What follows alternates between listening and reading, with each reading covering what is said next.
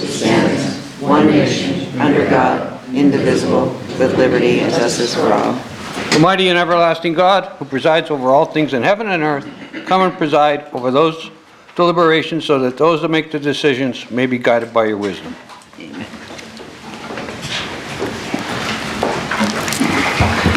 You're up.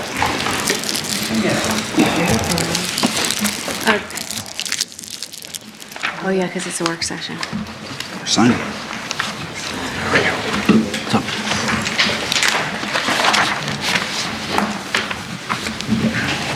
This was second. Last one.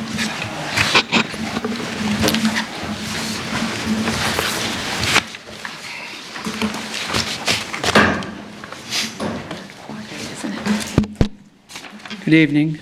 Good evening. I actually have one item tonight, authorizing the proper city officials to apply for and obtain for the year 2025 Edward Byrne Memorial Justice Assistance Grant, the amount of $22,820. Purpose areas of the grant are funding for community-based and non-community-based training, recertification training, community policing, and saturation patrols for violent crime areas. Anybody have any questions? We do this every year, right? Yeah. Okay? Okay. Presentation. Council presentations, Bill, Mr. Barrett. No, just a quick thank you to DPW. Mayor, the guys did a great job on Scott Street from the Cross Valley to Denny's. It was pretty bad, and surprisingly, I didn't even know they were even going to show up, but they took care of it, and it's fantastic. So kudos to them, and thank you for... I'll pass that on to DPW. That'd be great. Thank you, sir. Thanks, right. Thank you. Mr. Brooks? Hello. Oh, I'm just going to complain about the thing I always complain about. Our friends who put this on telephone poles have not taken them down, and I see them all over the city. So I don't know who we contact, Charlie, to make sure that they remove these visual pollution. That's all I have. Mr. Marin? Yes, I got a few complaints about if we can get a slow down children at play sign on East South Street between like the 300 and 400 block after South Mead, if that's possible. There's a lot, it's heavy traffic going towards Empire Street. I had a few complaints about some speeding car. Maybe that will, give them a heads up or whatever. And also, I'd like to know if I can get an ordinance sweep in my district, because I haven't got one yet, and also street cleaning. That's all I have for today. Mr. Belishko? I just want to thank the mayor and the administration on getting the railroad tracks, potholes at the railroad tracks, if you will, on Horton and Barney area. It's long overdue, as you well know. Thank you, Mayor. That's all. Okay. And me. So I want to just say thank you to DPW as well. I saw that they did the railroad on East Chestnut. And I haven't been down Biscottini Road, but if they did that, thank them. If not, can we do that? And then, since his railroad is now completed, can we work on the one on North Main? Yeah. Councilwoman. As you know, we do not have the authority to repair the tracks. What we do is reach out to the Luzerne County Redevelopment Authority. They have the authority to contract those out. And that's how the last two streets, Barney and Horton Street, were taken care of. We wrote several letters to the Luzerne County Redevelopment Authority, and listening to our request, they finally got them repaired, but we're happy to do that again. Thank you. Sure. And then, Charlie, I have a couple of properties, but I'll just send you an email with their addresses. Sure. Thank you. That's it. Adjourn. Motion to adjourn, work session. And it's just change the tape. Pledge allegiance To the flag of the United States of America and to the republic for which it stands, one nation, under God, indivisible, with liberty and justice for all. Mighty and everlasting God, who presides over all things in heaven and earth, come and preside over these deliberations so that those that make the decisions may be guided by your wisdom. Please remain standing for a moment of silence for passing of Bernie Megenhausen, past city councilman and city controller.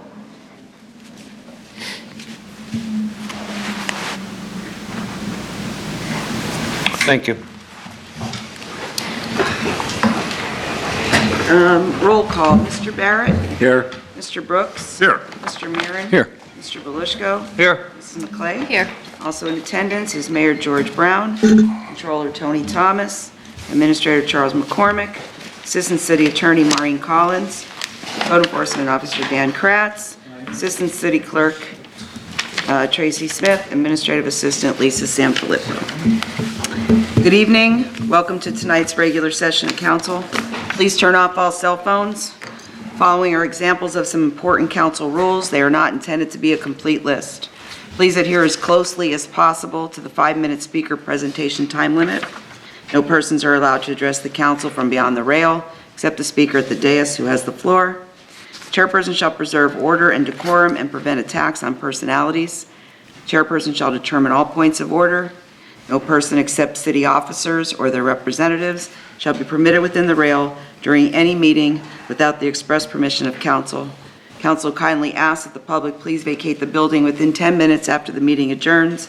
And finally, members of administration, please speak into the microphone. Any public input on pending legislation? Sam, come on up. So just the one item here, right? Yes. I was just wondering if the, name's Sam Troy, by the way, I guess you know that. Can I still sign in for the regular meeting, or Sorry. it's only I thought just a question about the specifics, which again are notably lacking. I mean, it's not a big deal here, but how are they? Does anybody know how they would determine, for instance, there's one officer who gets all this money, right? A community officer, is that it? Does anybody know? Or, I mean, it's $22,000. It's only going for, see, it doesn't say here, at least to the public. So is the grant, first of all, is it a state grant? I assume it is, but does anybody know that? Or? Well, the blank faces. Nope. I guess nobody knows, or they don't want to answer, right? Aren't people on council supposed to answer if they have the answer, or do they? Are you done, Sam? Because you know that after you're done is. Oh, I get it. So I was just wondering, only because this seems to be a trend every time that there is, and I think it's shameful there's only one item on the agenda as usual, but every time that there is anything on the agenda, it seems to be sorely lacking in specifics for the public. I mean, I know the council is privy, members of the council and the mayor would know more than the public, but that's not right because it's supposed to be public knowledge. So my question is this $22,000 come from the state? Is it consigned to one officer, a community officer, so to speak? I guess that's the title of the person. And how do you determine, I would like to know, since, I mean, okay, it's not a lot of money, I guess, $22,000, when you compare other expenses of the city and other grants. But I would like to know who determines, how they're going to determine violent crime areas.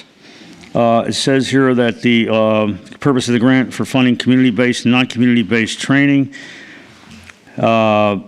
If the officer is already a community officer, why does he or she need more training, recertification? I guess I could see that.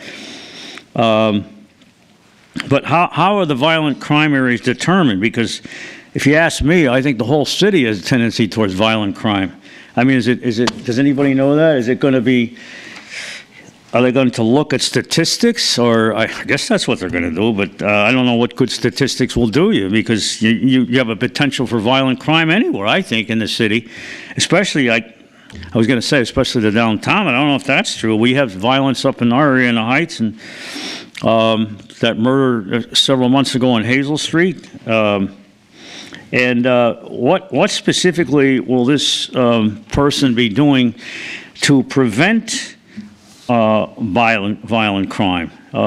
Because it seems to be, to me, something that may not be worth its salt. The grant, I mean, if it's not going to be used, I mean, how can one person, if it's only going for one person, which I assume it is, not that that isn't important, but how would one person be able to contain violent crime? And I assume that's what this is for, right? Mostly for to prevent violent crime? Or is it for just any crime? And, it's confusing here. The language is ambiguous. So whoever wrote this up, I mean, should have more consciousness towards the language that's being used and towards how the public is going to digest it. Because the public has a right to know this stuff, We are all potential victims of crime and violent crime. I don't care where you live and whether you carry a gun or not, I don't think going to prevent anything anyway. That's my belief. So that's basically my argument. I guess that's it. Any answers to those questions would be appreciated, but it seems to be very vague in general, and I think that it should be more specific. And I mean, it may be a good thing, I got 18 seconds left. 12. It may be a good thing, I'm not saying it's a bad thing to do it, but it should be spelled out more specifically what it's for and how it can prevent crime. Okay, Sam. Okay. So this is a grant that is applied for every year. Yeah, I know that. It is not for one officer. It goes to the police department for their training, recertification, and to saturate the violent areas. It's not one particular officer gets that money.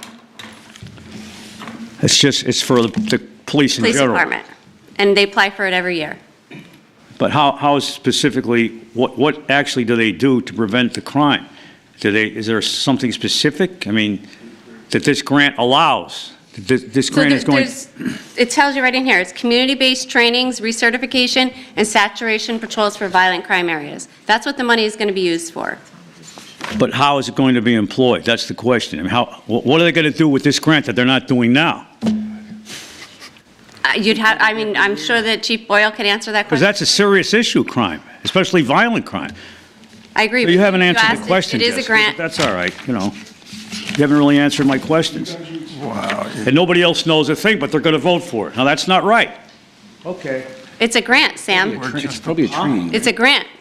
It's a grant, I know that, but I asked specific questions about what the grant's going to be used for. Any other comments on pending We have a right to legislation? know. Okay, let's move on to the consent agenda, resolutions and minutes. We'll need a motion and a second. Motion. Motion by Mr. Barrett, Second. second by Mr. Mirren. Mr. Barrett, Yes. Mr. Brooks. Yes. Mr. Mirren. Yes. Mr. Belushko. Yes. And Mrs. McClay. Yes.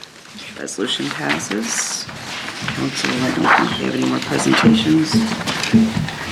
Mr. Barrett, anything? Nothing additional. Thank you. Mr. Brooks? I'm fine, thanks. Mr. Marin? I'm fine, thank you. I'm good. Me as well. Public discussion. Got it. And I'll apologize if I slaughter anybody's name. Des Sebeski? Sebecki, thank you. Just if you could come up, say your name and your address for the record? Yes, thank you. Desiree Sebecki. My home address is 414 Schuyler Avenue in Kingston, but my business is 45 East Northampton Street. Okay, am I good to start? Yep. Okay. Good evening, council members. I am Desiree Sebecki, the owner of the Burnt Norton, which is a restaurant in downtown Wilkes-Barre. I have built this restaurant to be a warm and inviting space for people of every ethnicity, gender, age, and background, which is something I wholeheartedly believe adds to our community in a positive way.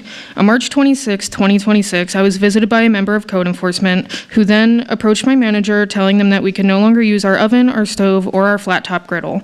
We were told both of these appliances needed to be removed immediately due to lack of Type 1 and Type 2 hood vents in the space. When my manager questioned the code enforcer based on previous knowledge, one of which is being legally inspected and opened with these appliances without any hoods at all, and 2 is knowing already from a previous business that no hood vent is required, at least at that time, for an electrical appliance as long as no raw meat is being cooked. He told her that if we did not comply, we would be fined over $1,000 a day, or he could close us down. We were legally inspected in June of 2024 by both Health Department and Code Enforcement and given the okay to open. At this point in time, we did not have any type of hood vent installed in our kitchen, and we were completely upfront with the things that we would be cooking on these appliances. Some examples would be eggs, pre-cooked bacon, pre-cooked sausage, French toast, and there's many more to name that would be fine, such as like press sandwiches. Since then, I have been forced to abruptly change my menu in order to keep the doors open of my restaurant, but I am not allowed to feed people the food that they come here looking for.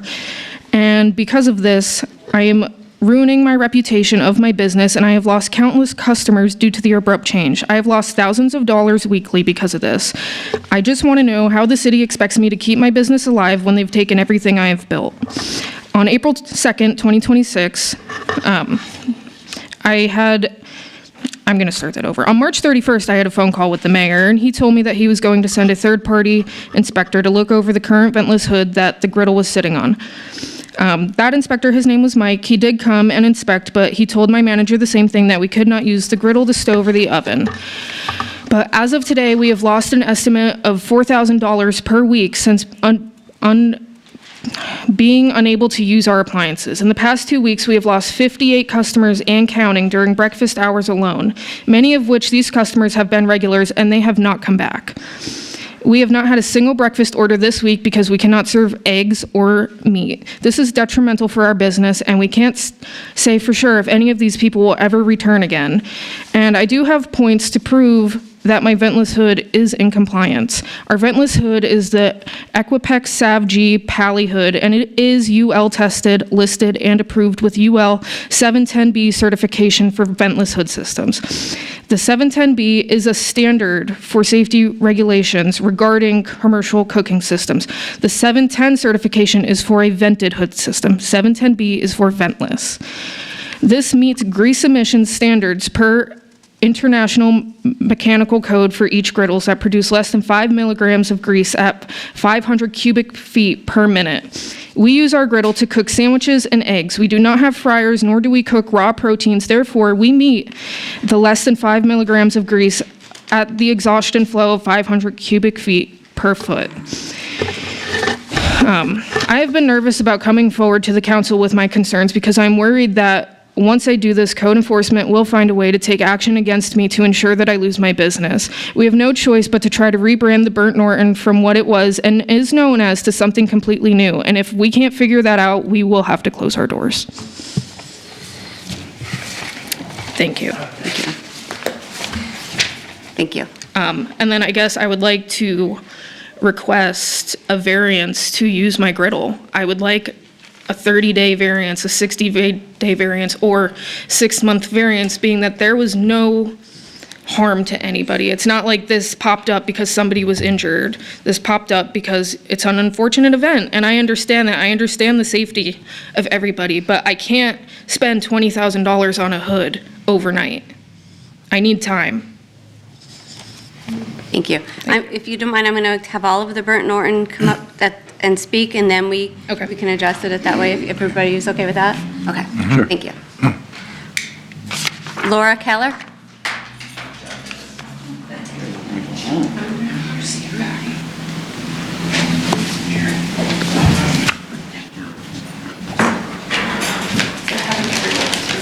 Same thing, just your name and your address, please. Sure thing. My name is Laura Keller. My address is 229 Reynolds Street in Plymouth, Pennsylvania, but for what it's worth, if anything, I lived in Wilkes-Barre for about 5 years, and I still frequent several Wilkes-Barre small businesses, none more so than the Burnt Norton. I'm going to try real hard to do this without getting emotional. I'm going to try my best, folks. Des and Jean have been in my life for about 4 years. I frequented their first business on Schuyler Ave in Kingston.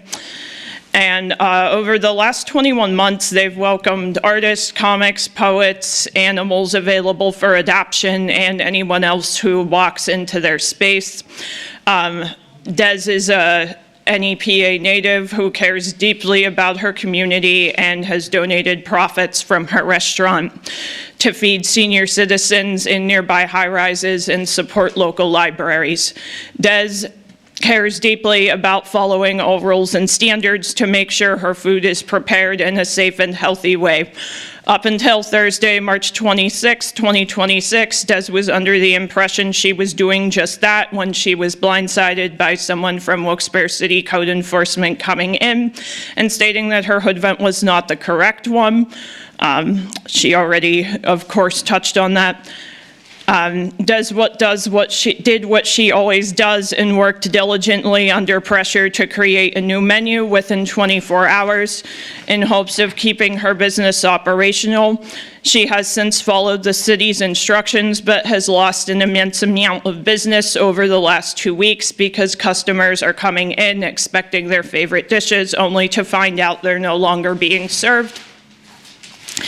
My question is, why was Des approved to open her restaurant in July of 2024 without any type of hood vent? I believe she did state that she didn't have a hood vent at all when she opened, but she's now being told she needs a specific one. You can fact check this with a simple Google search. A ribbon cutting was held at the Burnt Norton upon its grand opening. The mayor was present and the city provided a ribbon, so it's been known for nearly 2 years how Des was operating her restaurant. As she said, she is a young entrepreneur and doesn't have tens of thousands of dollars at her disposal to purchase a new hood vent. And then, yes, if indeed one is needed, is there any possibility of giving her a grace period where she can still cook until she's able to raise the needed funds? I'm also wondering, and I fully understand that I may not be able to receive an answer to this right now, but I'm wondering whether Wilkes-Barre City is able to point to the exact ordinance that states which hood vent is needed for a building of her size. It does sound as though Des has thoroughly done her research, but I do know that when she was approached by code enforcement, she was told something different. I also think that this could easily discourage potential future business owners from coming to the area. Just, seems very inconsistent to me.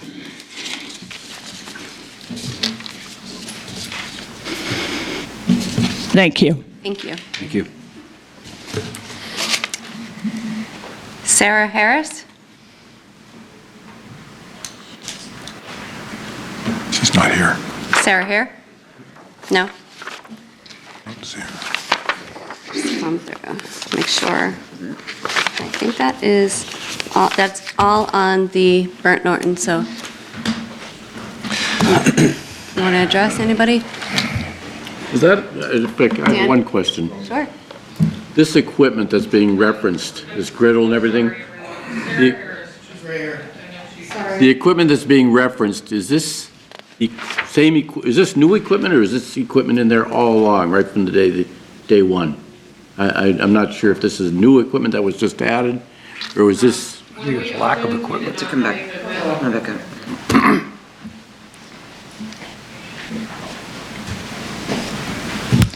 When we first opened, we did not have a hood vent at all. And then roughly 2 months into being open, our pizza oven set off our smoke alarm because we were learning how to use a wood-fired oven, and a puff of smoke had set it off. Code and the fire chief agreed that I should get a hood vent, and I did my research to see what I could afford, and You know, the ventless hood is $8,000. And being that it's not my building that I do not own, I feel as though I should have purchased something that, you know, in the event that we leave, I should be able to take it with me. So that's why I got the ventless hood, but nobody ever came back to tell me if it was right or wrong. Nobody has come back at all. When you got the ventless. When I got the hood, nobody has come back. So you got the hood. Yep. Was there a permit taken to install this hood, or is this something you just purchased? It's a countertop hood. It didn't have to be installed. You didn't need a permit? No. You don't think? Okay. Thank you. Yep. Sarah Harris.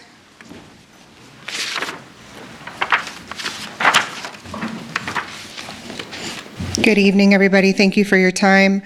My name is Sarah Harris, and I am here tonight not just as a friend of Des and Jean, but as someone with a local background in tourism and community development here in Northeast PA. I want to take a moment to share why the Burt Norton matters so much to this community. It's not just a restaurant. It's a gathering place. It's a place where people celebrate, where they meet, where they build connections. It's a place where nonprofit leaders come together to continue the work that they do for this city. It's a creative space for artists, for musicians, comedians, for local makers, something that every thriving downtown needs. It's a place of generosity. Des and Jean consistently use their business to give back, from providing free holiday meals for seniors to hosting fundraisers for local causes. From a professional standpoint, I can tell you that this is exactly the kind of place that helps a city grow. It brings people in, it creates energy, and it gives people a reason to choose Wilkes-Barre. And that's why this feels so important to so many people. Because when something like this is at risk, even unintentionally, it impacts more than just one business. It impacts the momentum that we are all trying to build together. The Burt Norton is a result of the investment vision and the city's own efforts to support economic development, and it's working. I'm just simply asking that we continue that partnership and work together as a community and alongside the Burt Norton and Des and Jean to find a path forward that allows them to operate fully and continue contributing everything that they already give to this community. Because when places like the Burt Norton succeed, we all do. Thank you. Anybody else? Maureen? Yeah. Good evening. Hello. Good evening, everyone. My name is Dan Kratz. I am the building code official for the city of Wilkes-Barre. I am the code enforcement officer that came to Burt Norton roughly a month ago and advised them that they had to take their equipment out of service. The reason being, one, when the place was inspected originally in early of June 2024, this appliance in question is a flat top griddle. That was not there when that inspection occurred, nor was it there 3 or 4 days later when we issued a certificate of occupancy. With that being said, as the business started growing, maybe a month or two later, I noticed a lot of people in and out of there, and out of curiosity, I just wanted to check it out, maybe get something to eat. I went into the establishment and I saw a person cooking on this griddle, and I advised them that they can no longer do that type of cooking without the proper hood above it. The proper hood that they need for this type of operation is a Type 1 hood with an Ansel system. The section in the 2021, which is the codes Pennsylvania is under right now, of the International Mechanical Code clearly defines a Type 1 hood is required when cooking anything that produces grease or grease-laden vapors. And that's exactly what this medium-duty appliance does. I had never received a phone call prior to purchasing this appliance hood thing. A simple phone call to me, would this be approved, would it not be approved? Probably could have saved you that $8,000. I want you to know that our intention is not to hurt anybody in this city. Our intention is to protect the health, safety, and welfare of the people, your customers, and mind you, all of the residents in that building above you.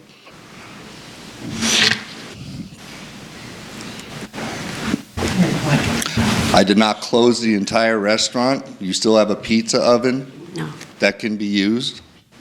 But if you want to, You have to let him finish. if you want to cook food that produces grease or grease-laden vapors, you are going to have to put a Type 1 hood in there with a suppression system. Question, so that type 1 hood, that is not something the city requires, that's the state, correct? That's Like the so we state fire adopted the code? Uniform Construction Code that references all of the That's what I thought. international codes, and it's very clear in there. And we have a third-party inspection company that would do all of the inspections on the installation before that gets put into operation.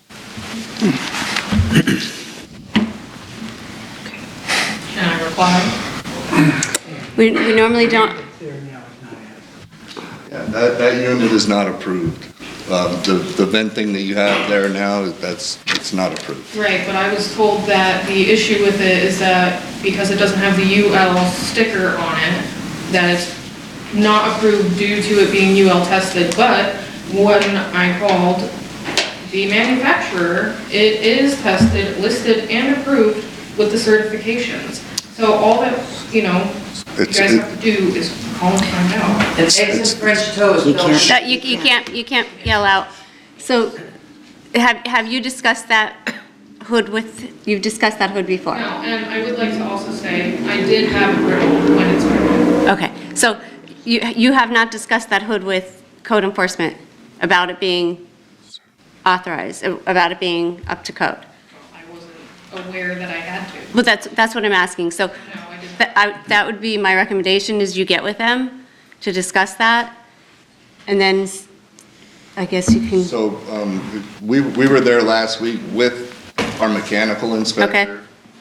from BHW, Mark Venus, and Jason Kamenansky, the building inspector from BHW. They were very clear on that not being an approved device for what she was using it for. They gave her all of the information that she needed and are more than willing to help her move forward with the process. Right, and I do appreciate Okay. that, but again, I can't. I'm sorry, but we don't allow it to go back and forth. I do apologize, but we just can't do it. Anybody else have anything on that? Gregory, you're up. I need this page. Hello, my name is Greg Ropp. I live in Parsons, Wilkes-Barre, Section 75, Gardner Ave. Sorry to say I should have came earlier because Mr. Barrett took my thank you and gave it to the mayor. But Mr. Mayor, the Public Works guys did an excellent job. Nobody could have done it any better. I mean, they just didn't pick up garbage. They did a lot of stuff. They cut down shrubs. They made it look nice. And myself driving back and forth up through Scott Street almost every day, it makes me proud now. Because I was going to come here a few weeks back and complain. But I'm here to say, excellent job. And if we could keep up on it, I'd even be glad to help pick up garbage. So that's why I'm here. I'll pass your remarks on to DPW. All right, thank you. I apologize, Greg. No, it's okay. I'm just, Colleen, what is it? Unor? Nora. Nora. Name and address, please. That's all done. Glasses are in there. Hi, my name is Colleen Yanora. I live at 380 Parish Street. I'm here to discuss the issue recently that occurred on 101 and 103 Jones Street. I own 105 Jones Street. Within the last couple days, it was on the news. There was a pigeon infestation and animal, mice, rats. There's raccoons there. So my mother lived there for over 50 years and has made multiple complaints, as far as I can remember, back to the early 2000s. It actually made the paper in 2010. and she continued to make complaints. The last time we had heard about the complaints and any action being done is that the resident was being fined multiple times and they couldn't do any other actions to her. That was probably around 2016, 17. At that point, my mother just gave up on the system. She stopped reporting. My father got ill and passed away.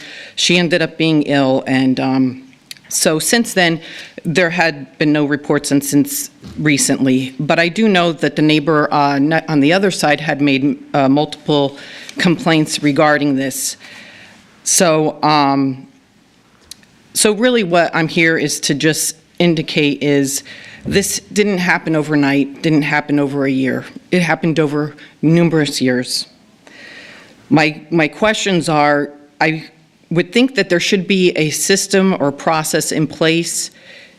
If a neighbor is complaining about a resident, I feel this should be logged. If actions are taken, I believe there should be follow-up to ensure that those actions are being followed.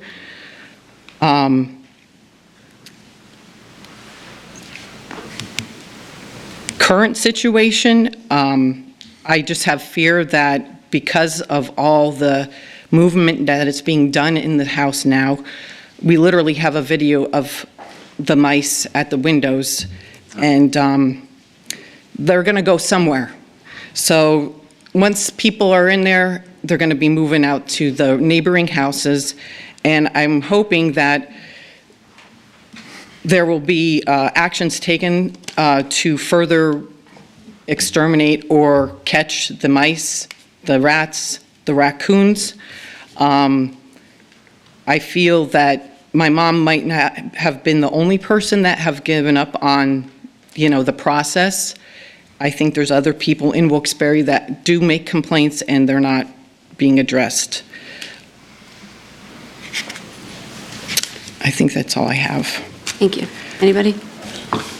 Sorry you had to deal with that. I read that in the paper and saw it on the news. That's horrific. So we know each other. We've dealt with this.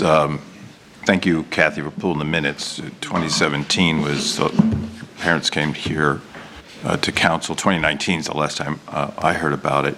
And you're right. The last time we dealt with this issue, it was she's getting fined, and then we did hear she paid for it. Mm-hmm. Is there a way, Colleen, Maureen, that we can find out the truth about that? What was this person fined and all that stuff? Yeah, I could try and, see if we can. All right, I'll follow up with you on that. I just, there's an odd juxtaposition, right, going on between Burnt Norton, who I assume was threatened for $1,000 fines, right? Were you guys ever, Burnt Norton people, were you ever really fined, or you just threatened fines? Was threatened fines. And yet then, here's the place, that's why I want to know if this fined or not. Here's something that is a really, really big problem that has been going on.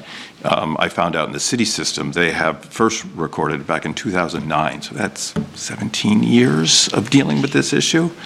But these are the people who do need to be fined to make them comply. So I'll work with you to find that out. But still, you need a resolution to what's going on right now. Mm-hmm.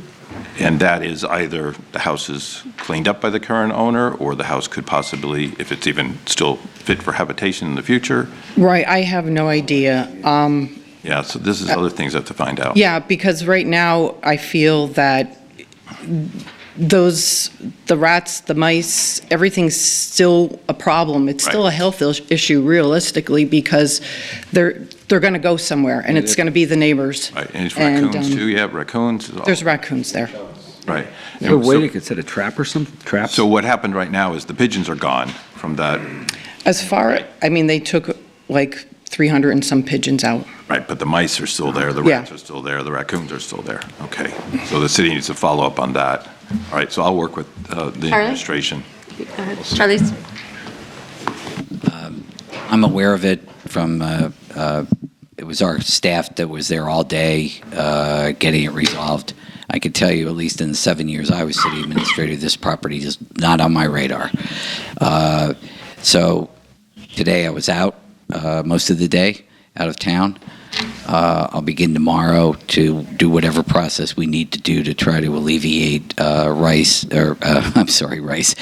and mice, and see what we can do to proceed against this property, and do what we can do to keep it boarded and the neighborhood safe, okay? I will proceed on that. I would have started today, I apologize, but I was out of town almost all day. I know she had feed on the side of the house, the bird feed, because she would feed the birds in the yard, so I feel like that's probably, will keep the room, so there might be outdoor. I don't know what the extent that's going to happen to the property, but on the outside, we know that, like, she would have to have dumped out cat litter, like the smell and stuff, but, it might be on the outside that also has to be cleaned because of That might be the easiest way to get us initially, okay? Rather than entering's a whole other problem, legally, but I understand, and we'll proceed, okay? Hopefully by the end of the week, you'll see significant resolution. Thank you. Okay. Thank you, Colleen. Thank you, Dan. Beth Ann McTavish? My name is Beth Ann McTavish, and I live at 82 Darling Street. And I'd like to address this meeting of council and the mayor. I am again here today to follow up on the progress being made regarding the winter water and ice flow and stormwater basin backup on Darling Street in Wilkes-Barre. Since then, I have given my story to the Citizens' Voice and WNEP TV News. Finally, DPW is working to alleviate the problem. DPW has filled the entire length of the stormwater basin to the brim with large, heavy gravel. While the rainwater flow on the parking side of the street flows into the drain, the rainwater cannot get into the side facing Tank Hill and lies across the road until finally seeping down into the drain, which takes at times 4 days. This is like putting lipstick on a pig. I shudder to think what the consequences will be when once again winter arrives. I do not want to have my car towed out of several inches of ice from in front of my home again. All this occurring directly in front of my home on Darling Street. I still must move my car when the weatherman says downpour. The situation is now a problem spring, summer, fall, and winter, and for those of us who have not been at the past several meetings, I have lost a car over this because the sewage backed up, went in my car, and it was totaled with only 53,000 miles on it. If this hasn't been enough, now the sewer system in my house is backing up. On January the 5th this year, I contracted with Carpenet Plumbing and Heating to have a blockage removed as the drain in my basement backed up. Mr. Carpenet said that a ball of toilet paper caused the problem. I am very diligent and do not overload my toilet. I decided to perform an experiment of my own. And at the risk of embarrassing myself, I'm going to tell the truth here. Believe it or not, I did not use my toilet, but instead spread a plastic bag over the toilet, catching my waste product and toilet paper. This went on for 2 months, when again on 3/31/26, I noticed yet another backup in my basement and again called Carpenet. Mr. Carpenet came out and inserted a camera into the sewer into the manhole located in the backyard of 84 Darling Street, which Wilkes-Barre City owns. The results show that my neighbor's line is connected into my line. As I stated, I am not using the line, not even flushing the toilet. Currently, there are 3 tenants at 84 Darling Street. I am asking that Wilkes-Barre City address both the drainage and sewage line problems because of the relationship to both the sewer line connection and the problem with the stormwater basin in front of my home. This year alone, I have paid over $800 to have the problem alleviated, and I have the statements and a photo from Mr. Carpenet. At this time of my life, I would like to enjoy some peace of mind. I can't even have the use of my bathroom facilities or park my car in front of my home during adverse weather. I have lived on Darling Street for nearly 30 years. Thank you. Can I just ask you a question? You said 84 Darling is owned by the city? The manhole in the back. In the back of... Yep, that's where Mr. Carpenet has to access everything. He goes down through there. Thank you. And Yep. 84 Darling is occupied? Yes, and it's owned separately, and I have the address of the landlord. He's from Virginia. He's an out-of-state landlord, and he has a project manager here. I wrote everything down with pictures, and you can have them. Anybody else got any questions?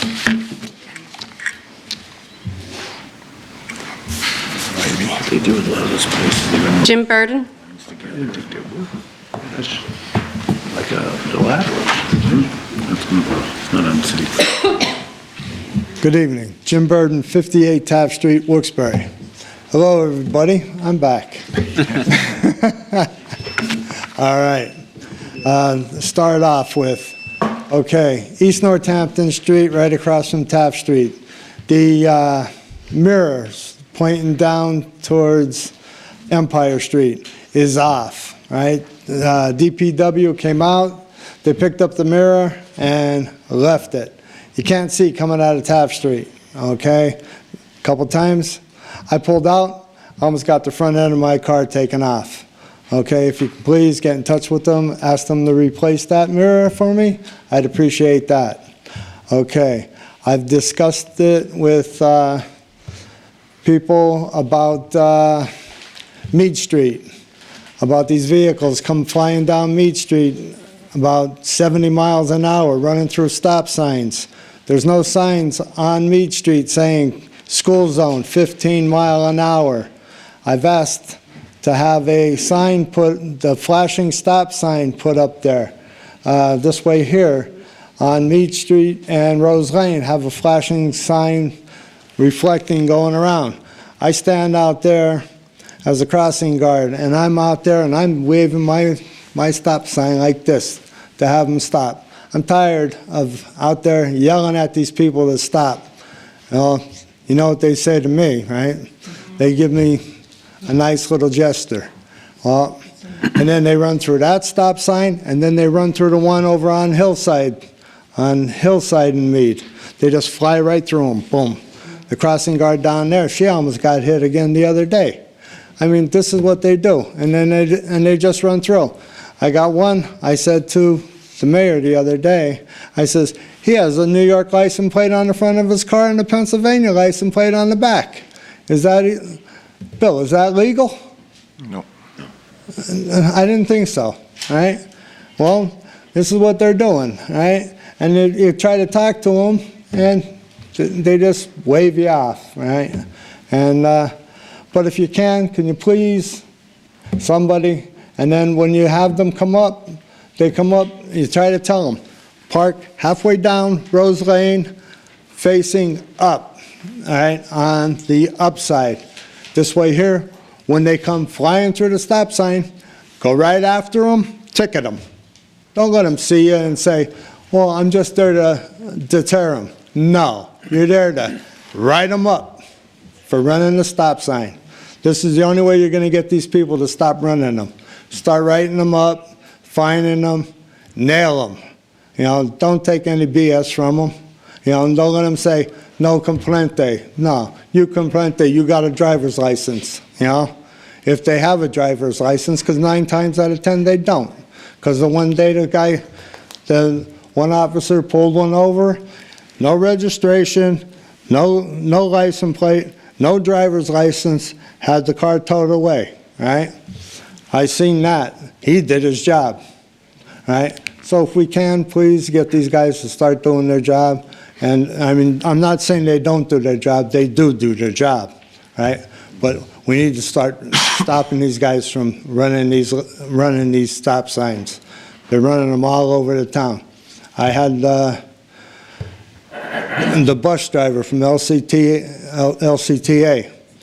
That bus driver running the stop sign also. Doesn't run it anymore. I turned them in. So, please, if you can, fix that sign out on Northampton Street, that mirror, and get some kind of reflector signs up on Meade Street, and get some signs saying, school zone, 15 miles an hour, children at play, whatever. I'd appreciate it. Mr. Burton, did you go to traffic committee for the flashing signs? No, you don't want me to go there. Okay. That is who does. Trust me when I tell you, you don't want me going there. Because, they'll go out of that meeting crying. Yeah, they are the ones that do Well, the flashing please, stop signs Jessica, as well as the. Jessica, please. I mean, I'll send them an email. You send them the email, okay? I agree, that area does need to be updated. I mean, around the whole Heights area, like, there's no crosswalks. Speed that are bumps, painted. whatever. Yeah, my little daughter goes there, so it's I have a little heavy heart Yeah, for that area it's- as well. Stan, it's nasty. Yeah, no, I agree. I mean, Maybe we get some more police they even presence run there in the them morning right down and by the after school. Right down by the school. I mean, they put them for the parking in front of the school, about giving, taking their license plate and giving them fines down there. They don't care. Mr. Burton, I will send an email to traffic. All right, thanks. Thank you. Thank you. Jason Carr? No, never. Yeah. I responded. Hi, good evening, Jason Carr, Saylorsburg, Pennsylvania. Something troubling has happened to me by the city of Wilkes-Barre. As everyone in this room knows, as well as everyone watching, there's a history of deep-seated corruption in the city of Wilkes-Barre.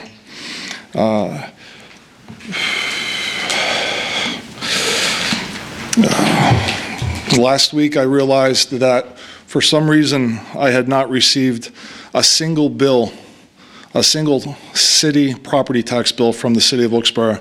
Usually they come individually. They all, every time for over 20 years, have come individually for each property, to my house, my primary residence. And this year, not a single property tax bill arrived at my residence for me to pay. As an example, I just wanted to show everyone, these are the bills for the levy. They all came. These are the bills for the WVSA. They were all received. And these are all the bills for the county. They were all received. Not one is missing, but 26 individual property tax bills were never sent to me by the city of Wilkes-Barre. Fortunately, I recognized it by just seeing the balances in some of my accounts and realized something was wrong. We all know that there's been multiple people maligned by the city of Wilkes-Barre, and I would just like to ask the administration, city council, the mayor to grow up, because it was intentional. I'm certain of it. And most people right now are saying to themselves, yeah, he's probably right. It's a real shame. And you should be embarrassed. There's no way 26 individual bills never arrived to my house. It's never happened before in 30 years of owning property. So I came last week and I received, someone in the tax office sent me 26 bills. They mailed them. No, I stood there and I waited for them to print them out. I came this week with the bills that were printed out at the tax office last week, and this week I came to pay them. And the girl in the tax office refused to take my payment because I had not added them up. I had my checkbook, I had 26 bills, I handed them to her, and she asked me, "Did you add them up?" I said no. And she said, "I'm not calculating these. I'm not processing them." I took them back. Someone in zoning overheard what was going on. They came out, had somebody else from zoning come out, and they actually processed my payment, somewhere over $10,000. So I can't understand why I'm being treated this way. Number one, not having bills sent to me, and number two, not willing to accept the payments, refusing the payments from me. Is anyone on council disturbed by that? What is happening? What is going on in this city? Why are residents being treated this way? It just doesn't make any sense. And again, we all know what you've done to Tom Greco. We all know that what you've done to Mr. Kaldaboski. And I could only think that because I'm critical of the mayor and some people on council, that this is retribution. I do have meetings set up with some people to talk about the situation and how to deal with it. So I would like comment from anyone. Thank you. Anybody got any comments? Thank you. Does anybody have anything else? Councilwoman McClay, I just, one thing, the clerk had received a letter from Denise Thomas in support of the burnt Norton, and there's nothing in the law that would require that the letter be read into the record. However, I am going to direct the clerk to affix a copy of the letter to to tonight's meeting minutes. So once the minutes for tonight's meeting, April 9th, are completed, the clerk can attach a copy of the letter to the record, to the minutes. Anybody else? Anything? Motion to adjourn.